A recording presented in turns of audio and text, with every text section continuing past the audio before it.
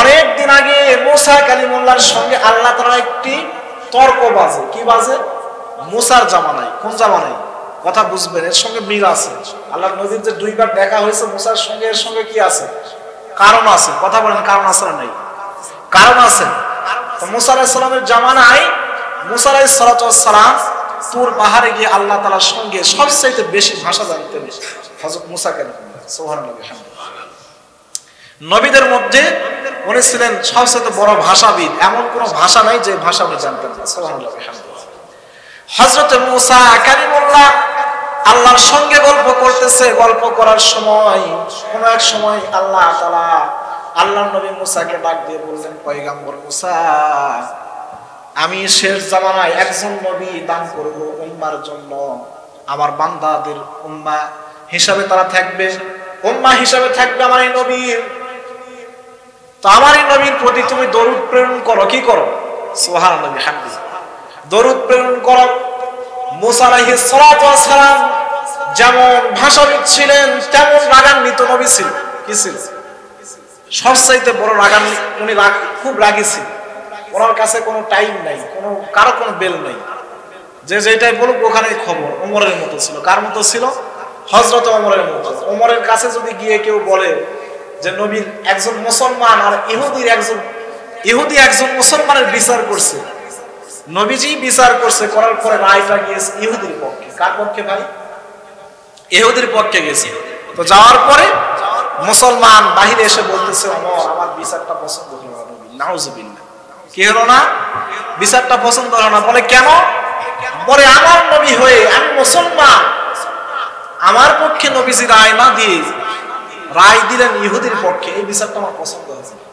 ওমর রাদিয়াল্লাহু আনহু বলতেছে, দাঁড়াও বিচার করতেছে। সঙ্গে সঙ্গে তরবারিটা বের করে গর্দানের মধ্যে আঘাত করে গর্দান শির থেকে মাথা একেবারে বডি থেকে গর্দানটা নামিয়ে দিয়েছে, দিয়ে বলতেছে বিচার হয়ে গেছে।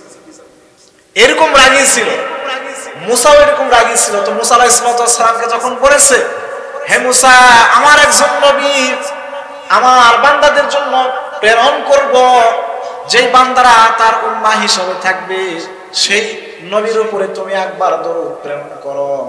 মুসা আলাইহিস সালাম রাগান্বিত হয়ে গিয়ে বললেন, আমিও তো একজন নবী, তো একজন নবী হয়ে কেন আর একজন নবীর প্রতি দরুদ প্রেরণ করব? কারণ থাকতেই পারে নাকি? বলে এটা তো কি যুক্তিসম্মত কথা নয়? আমিও যা আপনিও তা, তাহলে আমি আপনাকে কেন সম্মান করি? নাকি এরকম নাকি? না সম্মান করতে হবে? বলেন, সম্মান করতে হবে। যার যে সম্মান তাকে সেই সম্মান করতে হবে। তো মুসা আলাইহিস সালামকে বললেন, মুসা তুমি কথা না বলে আমার ওই নবীর প্রতি দরুদ প্রেরণ করো।